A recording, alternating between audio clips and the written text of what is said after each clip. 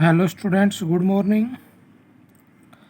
कल हमने आपको जो आपका फर्स्ट चैप्टर है the best Christmas present in the world, इसका पैसेज पढ़ाया था। कल हमने आपको बताया कि फुटबॉल का मैच खेलने के बाद वो दोनों सेनाओं के जो सैनिक थे, इंग्लिश और जर्मन, अपने अपने बंकरों में वापस चले जाते हैं और शाम को एक प्रार्थना गीत को बहुत ही सुंदर ढंग से गाते हैं, जिसे सुनकर के जो जिम मैकफर्सन इंग्लिश कैप्टन थे, उनके भी बॉयज़ लड़कों ने वो गीत ऊंचे स्वर में गाया और वह गीत गाने के बाद सभी शांत हो जाते हैं। यानी कि उस दिन का जो वक्त था वो बहुत ही सुकून और शांति में व्यतीत हुआ। एक ऐसा समय था जो कि उन दोनों सेनाओं के लिए जीवन भर का खजाना था और दोनों ही सेनाएं शीघ्रातिशीघ्र इस युद्ध के अंत की प्रतीक्षा कर रही हैं कि किसी प्रकार से ये युद्ध समाप्त हो जाए। आज हम उससे आगे थोड़ा पढ़ते हैं, तो चलो बच्चों, आज हम शुरू करते हैं। I folded the letter again and slipped it carefully back into its envelope. I folded the letter, मैंने पत्र को पुनः समेट लिया, and slipped it carefully back into the envelope, और उसे बहुत ही सावधानी से उस लिफाफे के अंदर रख दिया। ऐसा लेखक कह रहे हैं। यानी कि ये सब पढ़ने के बाद जो इस लेसन के ऑथर हैं वो कह रहे हैं कि इतना कुछ होने के बाद मैंने उस लेटर को समेटा और उसे सावधानी से लिफाफे के अंदर पुनः रख दिया। I kept awake all night, I kept awake all night, मैं पूरी रात भर जागता रहा। By morning I knew what I had to do, by morning सुबह तक आई न्यू, मैंने तय कर लिया था, what I have to do, कि मुझे क्या करना था। यानी कि सुबह तक मैंने ये निश्चय कर लिया था कि मुझे क्या करना है। I drove into Bridport just a few miles away, मैं ब्रिडपोर्ट गया। आई ड्रॉव इनटू ब्रिडपोर्ट, मैं ब्रिडपोर्ट गया just a few miles away, जो कि कुछ एक मील की दूरी पर ही था। I asked a boy walking his dog where Copper Beeches was, I asked a boy, मैंने एक लड़के से पूछा, वॉकिंग हिज डॉग, जो कि अपने कुत्ते को घुमा रहा था, वेयर कॉपर बीचेज वाज, कि जो कॉपर बीच है वो कहाँ पर है। House number 12 turn out to be nothing but a burned out cell, the roof gaping, the windows boarded up। जो 12 नंबर वाला जो घर था, house number 12, turn out to be nothing but a burned out, कि जो 12 number वाला घर था वो जले हुए खोखे, टूटी हुई छत, तख्तों से ढकी हुई खिड़कियों के अलावा और कुछ नहीं था। विंडोज़ यानी खिड़कियों के अलावा, बोर्डेड अप, और कुछ नहीं था। यानी कि जो 12 नंबर वाला घर था वो जले हुए खोखे, टूटी हुई खिड़कियों और टूटी हुई छत के अलावा और कुछ नहीं था। I knocked at the house next door and asked if anyone knew the whereabouts of Mrs McPherson, मैंने I knocked at the door next door, मैंने अगले वाले दरवाजे को खटखटाया, एंड आस्क्ड इफ एनीवन, और पूछा कि क्या knew, if anyone knew the whereabouts of a Mrs McPherson, कि क्या कोई मिसेज मैकफर्सन का अता पता जानता है। ओ यस, अरे हाँ, said the old man in his slippers, he knew her well.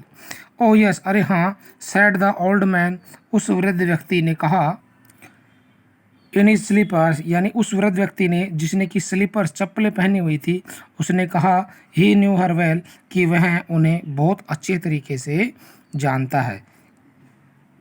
A lovely old lady, वह एक बहुत ही प्यारी वृद्ध महिला है। ही टोल्ड मी, उसने मुझे बताया।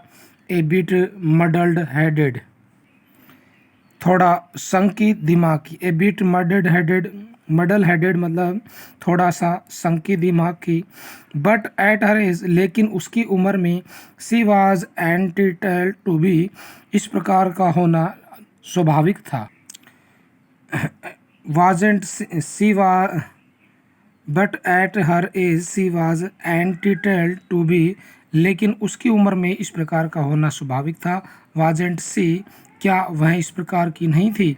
101 ईयर ओल्ड, वह लगभग 101 वर्ष की उसकी उम्र थी। She had been in the house when it caught fire, वह इसी घर में थी।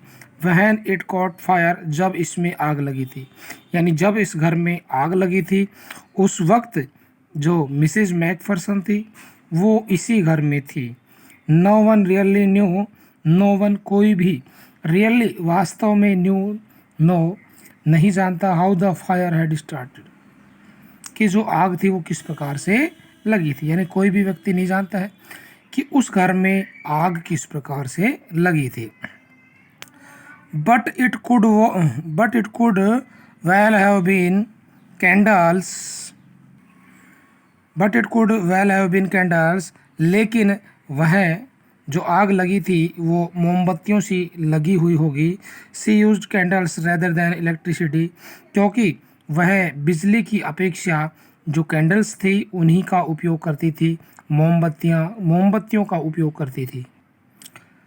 Because she always thought electricity was too expensive, because क्योंकि, सी ऑलवेज वह हमेशा, थॉट मानी सोचती थी, इलेक्ट्रिसिटी वाज टू एक्सपेंसिव कि जो बिजली थी वो ज़्यादा महंगी थी। एक्सपेंसिव का मतलब होता है महंगा होना, यानी कि जो वृद्ध महिला थी उससे उसके घर में किस प्रकार से आग लगी इस बारे में कोई भी व्यक्ति आश्वस्त रूप से नहीं जानता था, लेकिन ये आश्वस्त थे कि वो कैंडल्स जलाती थी, उसके घर में मोमबत्तियाँ जलती थी।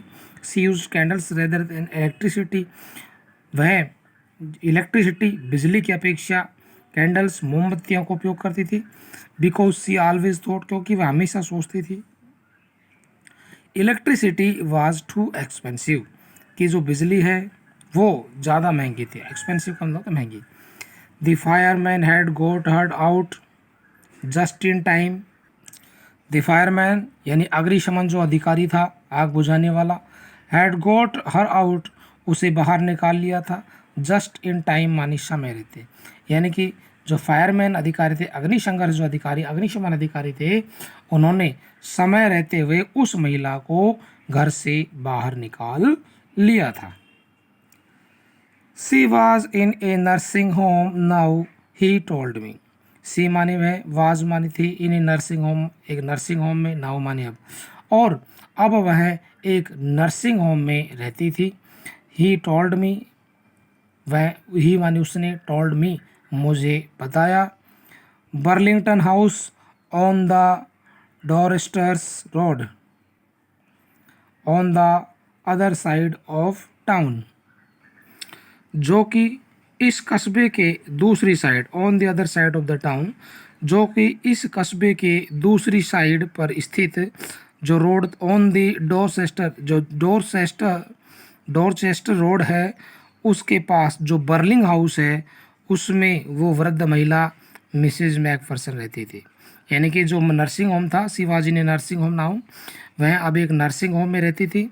और उसने बताया कि जो नर्सिंग होम है वो क्या, कहाँ पर है, Burlington House on the Dorchester road on the other side of the town, जो कि इस कस्बे के दूसरी साइड में स्थित, जो कि डोरचेस्टर रोड है उसके बगल में बर्लिंगटन हाउस है, उसमें वो वृद्ध महिला मिसेज जेम्स मैक्सफरसन रहती थी।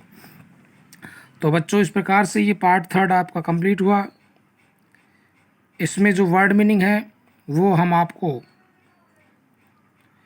PDF फाइल के रूप में सेंड करेंगे, जिन्हें आप अपने इंग्लिश नोटबुक में अच्छे तरीके से ऐड करेंगे। कल हम आगे पढ़ेंगे कि लेखक उस लेटर को लेकर के जब मिसेज जिम मैकफरसन के पास जाते हैं तो वह उन्हें किस हालात में मिलती है, और लेटर को देख करके उन्हें उन्होंने क्या प्रतिक्रिया व्यक्त की, क्या वो लेटर को पहचान पाती हैं, क्या उनके मनोभाव थे, इस बारे में हम अगले वीडियो में अध्ययन करेंगे।